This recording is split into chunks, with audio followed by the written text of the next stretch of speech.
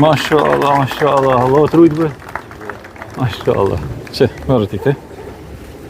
Mashallah, selamu alaikum krejtëve. Të do ashtun edhe të shtrajt. Unë në fakt drejtor i do ashtun edhe zotni Shuaib, edhe zotni Ridvan, edhe krejtë të pranishmit. Du me i dhanë një porosi edhe një këshill këtyne djemve të mirë, si djemve të mi. E kujtoni ju betejën e Hunenit, që ka ndodhur në vitin e 8 të Hijretit. Pejgamberi alayhis salam duke u kthyer me sahabët e tij, ai ka një lugin mes Mekkës dhe Taifit dhe duke u kthyer për në Medinë, triumfator. Edhe ata kundërshtarët e tij kishin organizuar një grup djemsh të ri, pak a shumë në moshën tuaj, që kur të ndaleshin për të fal namazin, ata shkonin dhe të i banin zhurmë atyne, dhe t'i ngacmonin. Dhe në kohën që po knohej ezani, sa djem nisën duke imitu ezanin, edhe duke bërtit me zatën altë, në shejtallje. Pejgamberi alayhi salatu wasalam, dhe ky është një mesazh shumë i madh për çdo mësues në mesin tonë. Tha shkoni edhe mi sillen atë djem përpara durve. I kapën ata djemt. Edhe ato friguan, sa të ishin ushtri e madhe. Dhe pejgamberi alayhi salatu wasalam me seriozitet të madh i tha, kush ishte ai që e ngriti ezanin me të madhe? Dhe të gjithë i banë me dorë, beshenj nga njëni për tyne. Ky Ebu Mahdhura el Gjuhafi. Ebu Mahdhura, një djalë i ri, që e kishte ezanin kumbues. Krejt shokët e tij banin me dorë nga Ebu Mahdhura. Dhe ky u frigu, tha, i mjeri unë që do bahet tash.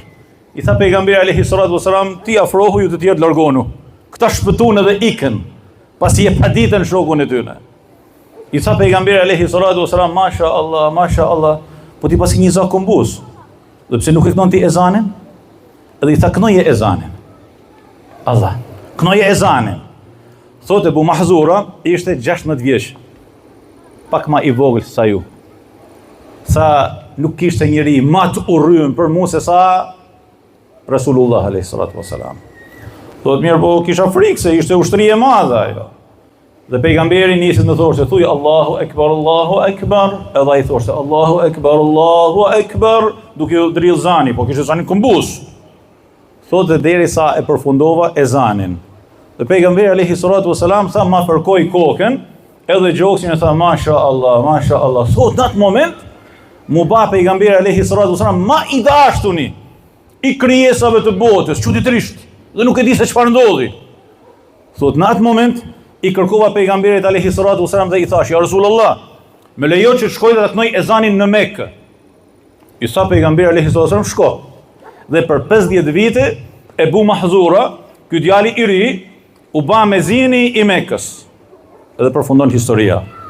Dhe mesazhi jem për ju të dashurit e mi është se momenti është që gjithë secili për ju sonte, në mesin e këtyre emocioneve të bukura dhe kësaj kënaqësie në mesin e mësuesve tuaj edhe drejtorit e prindve, e shokëve, kështu me radhë, të bani një angazhim në zemër për Zotin tuaj, për pejgamberin tuaj alayhi salatu wasalam. Si Ebu Mahdhura, thuj me zemrën tënde, siç i tha ja Rasulullah, ata kënojun ezanin në Mekë, edhe ti aty ku mendon se Zoti të ka ftuar në jetë, thuj ja Rabb, më bën që unë të jem për herë triumfues dhe të jem i pari aty ku të jem.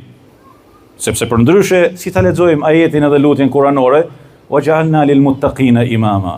Na bën ne prinjës të devotshmëve. Prinjësit të devotshëm do të thotë që djali i jon dhe vajza e jon me kanë elitar, jo thjesht, po prinjësi elitave. Dhe ju sot e keni mundësinë më të mirë me hedh hapin e parë drejt një stadi të ri në jetën tuaj për të bërë prinjës të elitave. A jeni gati për me e marrë këtë? Allahu ju lehtësoft. Allahu ju dasht. Wassalamu alaikum wa rahmatullahi wa barakatuh. Urime dhe suksese krejtëve.